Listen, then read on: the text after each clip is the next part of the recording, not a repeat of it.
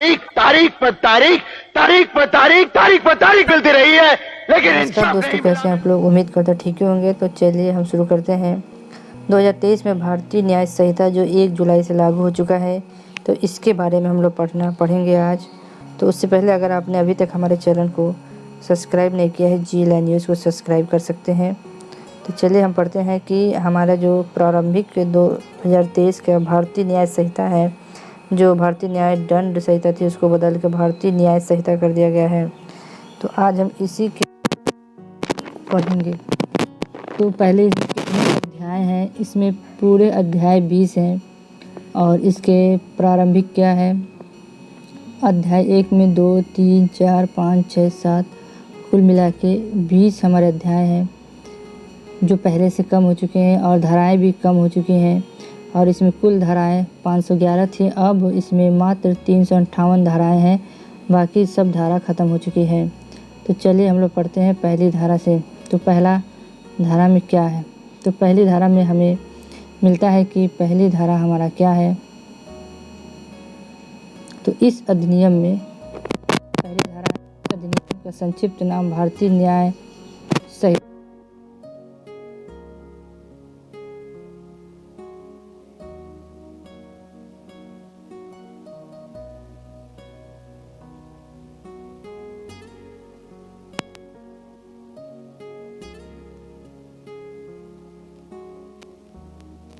जुलाई से है। और इसमें भारत के उपबंध, भारत से परे किसी स्थान पर किसी नागरिक द्वारा भारत में पंजीकृत किसी पोत या विमान पर, ये भारत के अवस्थित किसी कंप्यूटर संस्थान को लक्ष्य बनाकर भारत से बाहर परे किसी स्थान पर किसी व्यक्ति द्वारा किए गए किसी अपराध को लागू करता है।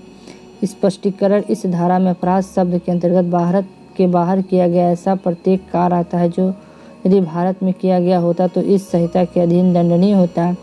जैसे क, आप उदाहरण देख लीजिए, क जो भारत का नागरिक है, भारत से बाहर और परे किसी स्थान पर हत्या करता है, वह भारत के किसी स्थान में है जहाँ वो पाया जाए, हत्या के लिए विचारणीय और दोष सिद्ध किया जा सकता है। इस संहिता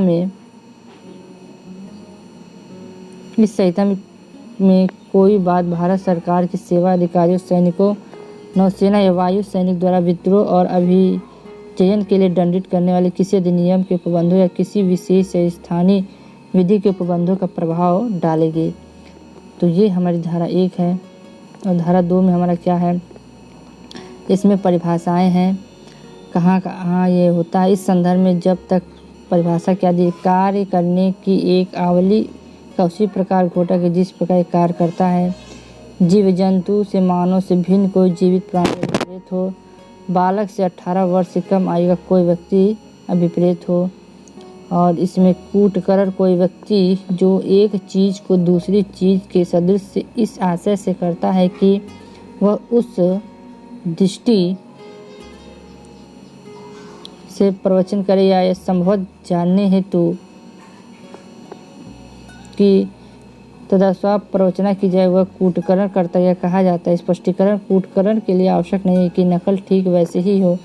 स्पष्टीकरण आप समझे, जब कि कोई व्यक्ति एक चीज़ को दूसरी चीज़ के सदृश कर दे या सादृश्य ऐसा है कि द्वारा किसी व्यक्ति को प्रवचना हो सकती हो, तो जब तक कि तत्प्रतिकूल साबित न किया जाए, यह उपधारा की जाएगी कि जो व्यक्ति इस चीज़ को दूसरी चीज़ को इस प्रकार सदृश बनाता है कि उसका आशय उस सदृश द्वारा प्रवचना करने का था या वह संभवत जानता है कि द्वारा प्रवचना की जाएगी। इसमें न्यायालय का है। न्यायालय में वह न्यायाधीश अभिप्रेत है जिसे न्यायिक कार्य करने के लिए विधि द्वारा अकेले ही सशक्त किया गया है, या उस न्यायाधीश निकाय का जिसे एक निकाय के रूप में न्यायिक कार्य करने के लिए विधि द्वारा सशक्त किया गया हो, जबकि ऐसा न्यायाधीश या नया न्यायाधीश निकाय न्यायिक कार्य कर सकता है। छठा है मृत्यु से जब तक संदर्भ या प्रतिकूल प्रतीत न हो, मानव की मृत्यु अभिप्रेरित रहेगी। बेईमानी भी शब्द में जोड़ा गया है। बेईमानी से इस आशय से कोई कार्य करना अभिप्रेत है जो एक व्यक्ति को सदोष अभिलाष कारित करे या अन्य व्यक्ति को सदोष हानि कारित करे। दस्तावेज से कोई ऐसा विषय अभिप्रेत है जिसको किसी पदार्थ या अक्षरों, अंकों या चिन्ह के साधन द्वारा या उनसे एक से अधिक साधनों द्वारा अभिव्यक्त या वर्णित किया गया हो। और इसके अंतर्गत ऐसे इलेक्ट्रॉनिक और डिजिटल अभिलेख भी हैं जो उस विषय के साक्ष्य के रूप में उपयोग किए जाने को आश्रित या उपयोग किया जा सके। स्पष्टीकरण की यह तत्वहीन और किसी साधन द्वारा या किसी पदार्थ या अक्षर, अंक या चिन्ह बनाए गए हैं या कि साक्ष्य किसी न्यायालय के लिए आश्रित हो या नहीं, इसका उपयोग किया जा सके या नहीं। दृष्टांत आप देख सकते हैं कि किसी संविधा के निबंधों को अभिव्यक्ति करने वाला लेख जो उस संविधा को भी साक्ष्य के रूप में उपयोग किया जा सके दस्तावेज होता है। बैंककार पर दिया गया चेक दस्तावेज है। मुख्तारनामा दस्तावेज है। मानचित्र या रेखांक जिसके साक्ष्य के रूप में उपयोग में लाने का आशय हो या भी जो उपयोग में लाया जा सके दस्तावेज है। जिस लेख में निर्देश या अनुदेश अंतर्विष्ट हो दस्तावेज है। स्पष्टीकरण आप देख लें कि एक अक्षरों, अंकों और चिन्हों से जो कुछ भी वाणिज्य या अन्य प्रथा के अनुसार व्याख्या करने का अभिव्यक्ति होता है वह उस धारा के अर्थ के अंतर्गत ऐसे भी अक्षरों को, अंकों या चिन्हों को अभिव्यक्त हुआ समझा जाए, चाहे वह वास्तव में अभिव्यक्तिहीन किया गया हो। दृष्टांत क्या है? क एक विनय पत्र की पीठ पर जो उसके आदेश के अनुसार दे है उसका नाम लिख भी देता है। वारिस प्रथा के अनुसार व्याख्या करने पर इस पृष्ठकान का अर्थ यह है कि कभी भी धारक को विनय पत्र का भुगतान कर दिया जाए। पृष्ठकान का दस्तावेज है कि इसका भी अर्थ उसी प्रकार से लगाया जाए मानो हस्ताक्षर के ऊपर धारक को भुगतान करो। सद्भिया उस प्रभाव वाले शब्द लिखे हों। कपट पूर्वक है, लिंग है। सद्भावना पूर्वक है, सरकार है। उसके बाद 13 संज्ञा हमारा लिया गया है। उसके बाद क्षति,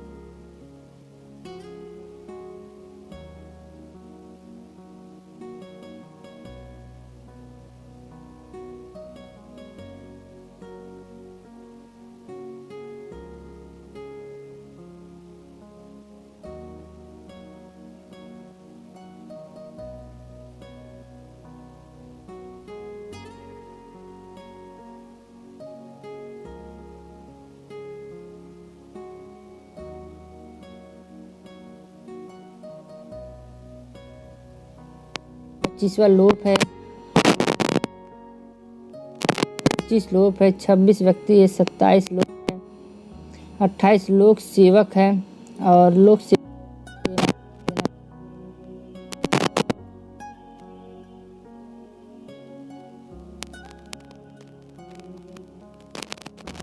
और 29 क्या है?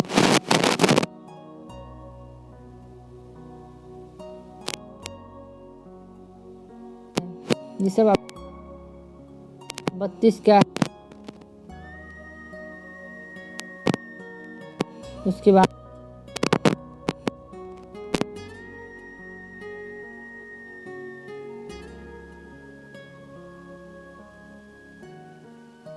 करना है। बाद हमारा 39 आ जाता है। इन शब्दों या पदों में जो प्रयुक्त है उस संहिता की परिभाषा नहीं, किंतु सूचना प्रौद्योगिकी अधिनियम 2002 और भारतीय नागरिकता सुरक्षा अधिनियम 2023 तो उस अधिनियम और संहिता में उनके हैं। परंतु इस संहिता में भारतीय नागरिक सुरक्षा संहिता 2023 प्रति निर्देश का अर्थवंत भारतीय नागरिकता सुरक्षा दूसरी संहिता 2023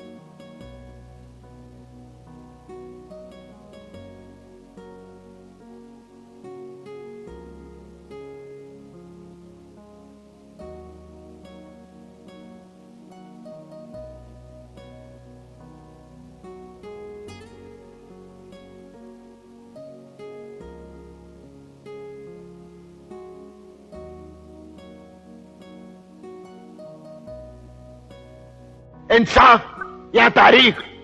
अगर आप उन्हें इंसाफ नहीं दे सकते तो बंद कीजिए।